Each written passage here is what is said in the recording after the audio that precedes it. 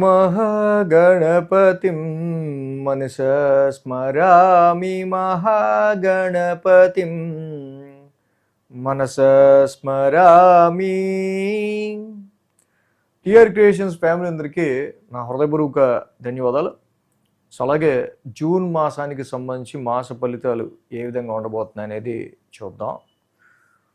జూన్లో major events మనం చూస్తే కనుక 2వ తారీఖు నుంచి ఏదైతే గురువు గారి యొక్క సంచారం కర్కాటక రాశి ఉచ్చ స్థితిలోకి మారుతూ ఉందో దాంతో పాటుగానే మనకి యమునా నది పుష్కరాలు కూడా వస్తూ ఉన్నాయి.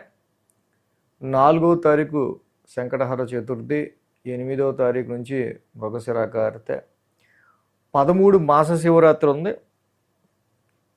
సో అలాగే యమునా నది పుష్కరాలు కూడా దాంతో కంప్లీట్ అవుతాయి. ఇక 27వ తారీఖు శని త్రయోదశి ఉంది. సో ఈ విధంగా మేజర్ ఈవెంట్స్ ఉన్నాయి. గ్రహాల యొక్క పొజిషన్ కనుక మనం చూసినట్టయితే కనుక లాంగ్ టర్మ్ ప్లానెట్స్ గురు భగవానుడు ఈ జూన్ నుంచి కూడా ఉచ్చ స్థితి అయిన కర్కాటక రాశికి మారుతూ ఉన్నారు. అలాగే ఈ గురుడి యొక్క మార్పు గురించి మనం అన్ని రాశులకి చేసాం, ఆ వీడియో కూడా చూడొచ్చు. గురుడి యొక్క ఉచ్చ స్థితి, సో హంస మహాపురుష యోగం గురుడు ఉచ్చ స్థితిలో ఉండటం జనరల్గా, సో దాన్ని కూడా వివరించాం. అలాగే కేతు ఇక్కడ సింహరాశిలో ట్రాన్సిట్లో ఉంటున్నారు, రాహు కుంభరాశిలో ట్రాన్సిట్లో ఉంటున్నారు, శని భగవానుడు మీనరాశిలో గోచారంలో ఉన్నారు. ఇవి యాక్చువల్గా మేజర్ ట్రాన్సిట్ పొజిషన్స్. కుజుడు ఇక్కడ మనం చూస్తే కనుక 21వ తారీఖు వరకు కూడా మేషరాశిలో స్వక్షేత్రంలో ఆయన స్వరాశిలో సంచారంలో ఉంటారు. 21 నుంచి వృషభ రాశిలోకి మారుతారు. అలాగే రవి మనం చూస్తే కనుక రవి భగవానుడు జూన్ 15 వరకు వృషభంలో, జూన్ 15 తర్వాత మిథునంలోకి మారుతూ ఉన్నారు. శుక్రుడు ఇక్కడ జూన్ 8వ తారీఖు వరకు కూడా మిథున రాశిలోను, జూన్ 8 తర్వాత కర్కాటక రాశిలో సంచారం మొదలు పెట్టబోతూ ఉన్నారు. బుధ భగవానుడిని మనం చూస్తే కనుక ఆయన 23వ తారీఖు వరకు కూడా మిథున రాశి అయిన తన రాశిలో స్వక్షేత్ర సంచారంలో ఉంటూ 23 నుంచి కర్కాటక రాశిలోకి మారుతూ ఉన్నారు. సో ఈ విధమైన గ్రహస్థితి మనకి కనిపిస్తూ ఉంది. సో ఇలాగా ఈ గ్రహస్థితి ఆధారంగా మనం ఈ మాస ఫలితాలు ఏ విధంగా ఉండబోతుందనే చూద్దాం.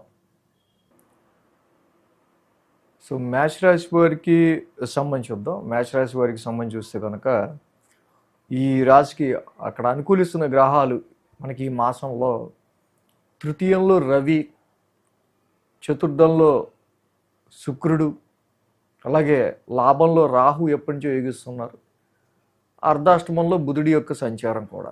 ఇలా 4 గ్రహాల యొక్క అనుకూలత ఉంది. ఈ రాశికి మనం చూస్తే కనుక మేజర్గా రాశ్యాధిపతి అయిన కుజుడి యొక్క సంచారం ఈ మాసంలో ఇక్కడ 21వ తారీఖు వరకు రాశిలోను, తర్వాత ద్వితీయ స్థానంలోనూ ఉంది. బట్ రాశ్యాధిపతి అయిన కుజుడు ఓన్ హౌస్లో ఉండటం, so actually Mars is a aggressive planet. So అంటే ఇక్కడ మెయిన్గా ఏంటంటే రాశ్యాధిపతి రాశిలో ఉండడం చాలా మంచిదే. కంపారిటివ్ గత నెలతో పోలిస్తే కుజశనుల యొక్క యుతి నుంచి ఆయన వ్యయ స్థానం నుంచి బయటికి రావడం, సో హెల్త్కి ఎక్కువ కేర్ తీసుకోవడానికి కానీ, సో జనరల్గానే ఈ రాశి వాళ్ళు స్ట్రైట్ ఫార్వర్డ్ నేచర్తో ఉండటం వల్ల వాళ్ళ నేచర్ని వదులుకోకుండా, వాళ్ళ యాటిట్యూడ్ని వదులుకోకుండా, సో ముందుకెళ్ళే విధంగా ఈ రాశి వాళ్ళకి మనకి ఇక్కడ మెయిన్గా కనిపిస్తూ ఉంది. ఏదైతే కుజుడి యొక్క సంచారం రాశిలో ఉండటం వల్ల కొంచెం విల్ పవర్తో వీళ్ళు ముందుకు వెళ్ళడానికి చాలా వరకు ఆస్కారాలోనే. కాకపోతే సమ్ టైమ్స్ ఈ ఫీల్ షార్ట్ టెంపర్డ్, ఎందుకు ఆవేశం వస్తుందో తెలియదు, ఒక్కసారిగా ఉన్న ఫలంగా వస్తుంది. సో కాబట్టి బట్ ఇక్కడ వీళ్ళ ఓన్ హౌస్లో కుజుడి యొక్క సంచారం ఉండటం వల్ల వీళ్ళ ఆవేశానికి, కోపానికి కూడా ఒక అర్థం ఉంటుంది. కానీ ఏంటంటే ఈ యొక్క అగ్రెషన్ని, షార్ట్ టెంపర్ని కొంచెం మీరు తగ్గించుకుంటే మంచిది. 21 తర్వాత నుంచి కూడా ఇక్కడ ఈ రాశి వాళ్ళకి ద్వితీయ స్థానంలో చంద్రుని యొక్క సంచారం. 15వ తారీఖు వరకు రవి ద్వితీయంలో ఉంటున్నారు, 21 నుంచి కుజుడు ద్వితీయంలో ఉంటున్నారు.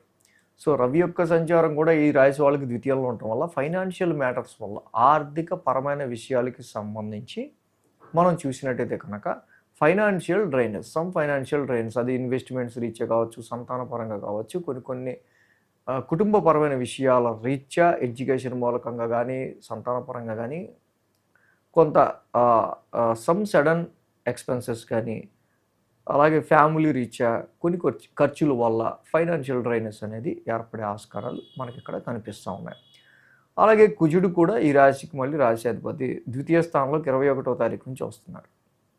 సో మార్స్ కొంచెం ర్యాష్ స్పెండింగ్ని ఇచ్చే ఆస్కారాలు ఉంటాయి. బట్ రవి కుజులు ఇద్దరు కూడా ద్వితీయ స్థానంలో ఇక్కడ ఆయన 15వ తారీఖు దాకా ఉంటున్నారు. తర్వాత 21 నుంచి ఈయన కూడా వస్తున్నారు. అంటే ఒక 3వ వారం తప్పించి 1, 2, 4 వారాల్లో రవి కుజులు లాంటి అగ్రెసివ్ ప్లానెట్స్ ఉంటున్నాయి. కాబట్టి స్పీచ్ విషయంలోనూ, అగ్రెసివ్ స్పీచ్ విషయంలోనూ, కొంచెం స్ట్రైట్ ఫార్వర్డ్ స్పీచ్ విషయంలోనూ, ర్యాష్ స్పెండింగ్ విషయంలోనూ కొంచెం ఈ రాశి వాళ్ళు కొంచెం జాగ్రత్తగా ఉండటం అనేది ఈ మాసంలో మెయిన్గా చెప్పుకోదగిన విషయం జూన్ మాసంలో.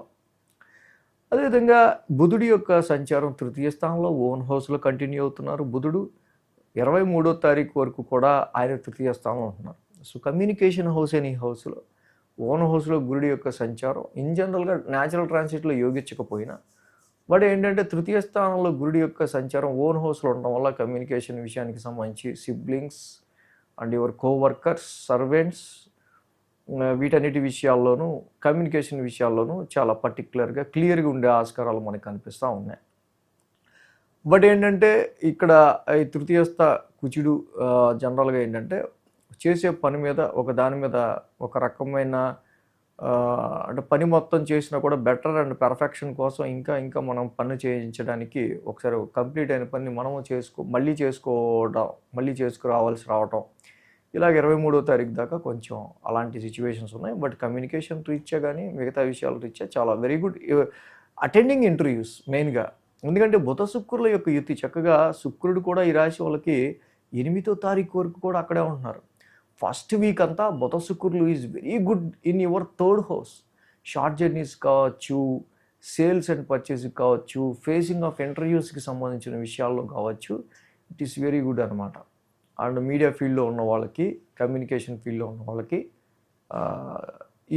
ఈ బుధ శుక్రుల యొక్క ఇది ఫస్ట్ వీక్ చాలా బాగా యోగిస్తూ ఉంది. అలాగే ఇక లాంగ్ టర్మ్ ప్లానెట్ గురు భగవానుడి యొక్క ట్రాన్సిట్ మనం తీసుకుంటే చతుర్థ స్థానంలో ఉన్నారు. గురుగారు 4th హౌస్లో ట్రాన్సిట్ అవుతూ ఉన్నారు. గురుగారు 4th హౌస్ ట్రాన్సిట్ ఇక్కడ మనకి మెయిన్గా చూస్తే కనుక, సో ఇక్కడ మీ perception aspect and entire your focus now shifting to your domestical environment, fixed assets and అదేవిధంగా ప్రొఫెషనల్ మ్యాటర్స్కి సంబంధించి కొంచెం ఎమోషనల్ ఫీలింగ్స్కి సంబంధించి ఎక్కువ ఆస్కారాలు ఇక్కడి నుంచి కూడా మనకు కనిపిస్తూ ఉన్నాయి.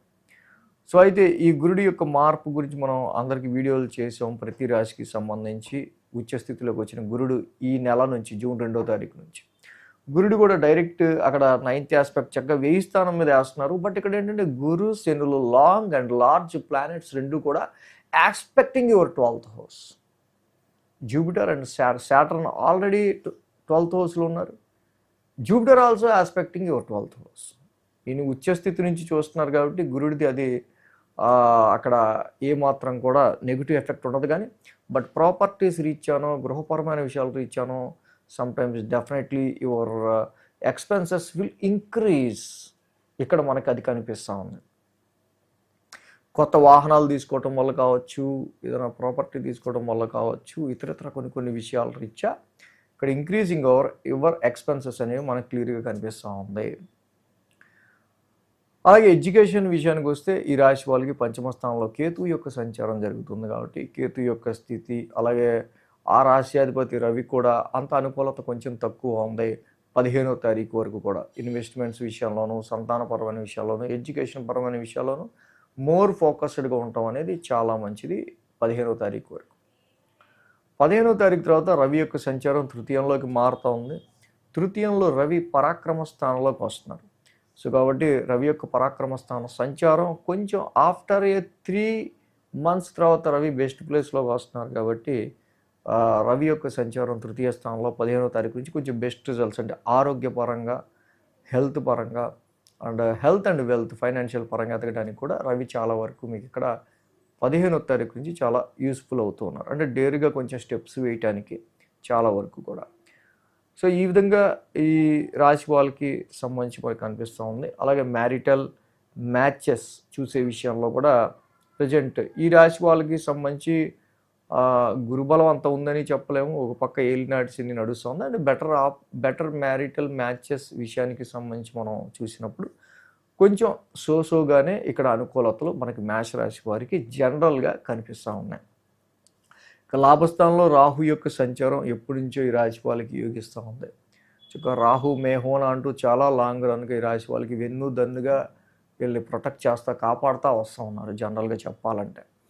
సో కాబట్టి ప్రొఫెషనల్ లైఫ్లో మీకు ఎదురవుతున్న స్ట్రెస్ కావచ్చు, ఆపర్చునిటీస్ తక్కువైపోవటం కావచ్చు, ఎంత కష్టపడ్డ గుర్తింపు రాకపోవటం అనే విషయాన్ని రాహు కొంచెం తగ్గిస్తా వ్యాపారపరంగా ఖర్చులు అవుతున్నా ఎంతో కొంత మళ్ళీ మనం సైడ్గానో ఏదో విధంగా సంపాదిస్తున్నాం అనే సాటిస్ఫాక్షన్ని రాహు ఇవ్వటం వల్ల ఈ రెండు విషయాల వల్ల ప్రొఫెషన్లోనూ వ్యాపారపరంగా మీకు కొంతవరకు పాజిటివ్నెస్ అనేది మనకి ఇక్కడ కనిపిస్తూ ఉంది.